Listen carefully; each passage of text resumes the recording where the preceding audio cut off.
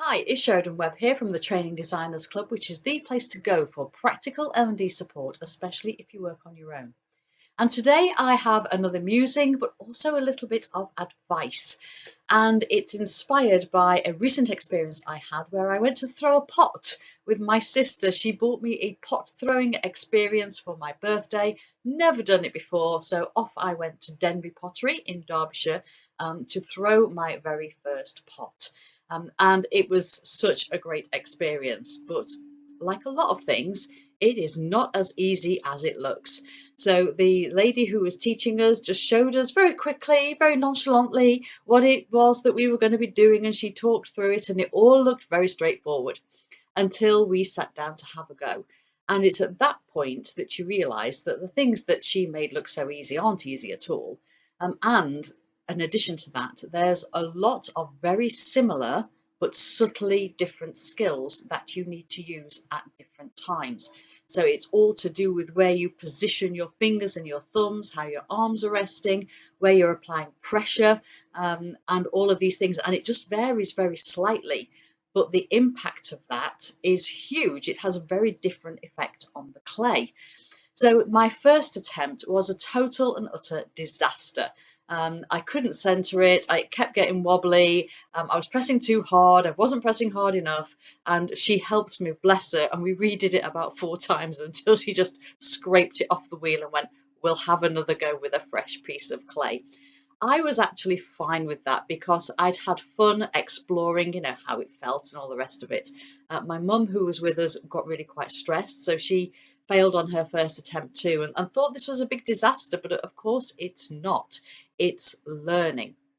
Luckily, my next attempt, having tried and failed, and now worked out what not to do, I did a lot better. It definitely wasn't perfect, and it's not that I didn't need any corrections along the way, but I actually created a bowl, and it's a recognizable bowl. It's being fired, and I'm actually quite proud of it, even though there are obviously flaws in it.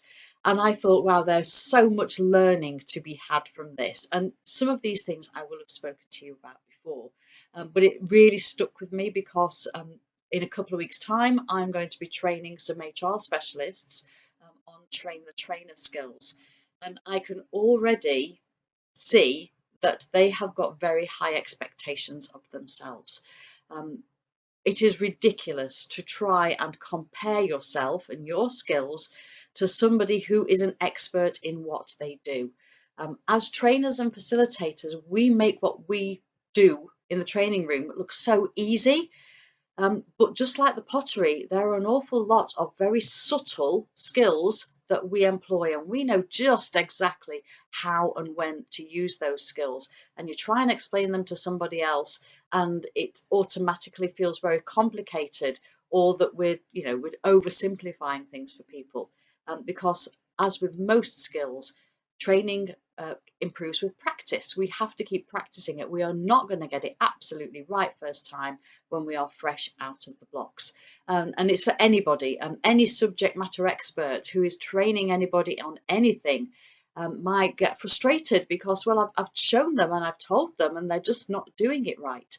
And they forget that they have taken years to develop their skills and knowledge. And even if they are a fantastic trainer, somebody who has never done it before is not going to do it brilliantly.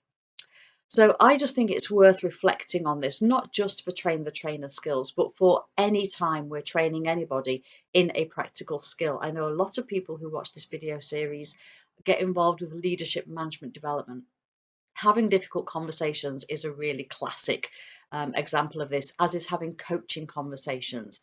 When people have never done it before, yes, we can give them a framework and say, follow that, but that's not the whole story. There's lots of subtle skills involved, and it's hard when you try and do everything all at once. So I think what we need to do is really simplify it down to its absolute minimum that we can get away with, I suppose. So if you're teaching something like having coaching conversations, let's just use the GROW model. Let's get people used to actually following that process before we start examining the standard of questions that they're asking and how well they're listening and reflecting back and the specific words that they're using. Because if we try and cover all of these things at once, it's too much. And people get frustrated and they get disheartened and they get put off. So simplify it, break it down, explain and guide and demonstrate as you go. And yeah, as I stress again, just make sure you're aiming for that minimum standard and instilling those realistic expectations in the people that you're training. And I think the other thing to pull out of this is the fact that practice is so very important. We need people to get it wrong in the training session. If they go away with a great structure and a great list of questions and they've never actually tried putting those together, it's not going to end well. And isn't it far better that people practice that and get it wrong in the training room with a colleague when it really doesn't matter, than when they're actually having to have a conversation with somebody on their team who's going to go away and take everything that they've said to heart? So lots of learning from putting myself in the shoes of a beginner again and trying to learn something, and something that does look relatively simple isn't. It only looks simple because you're watching an expert do it.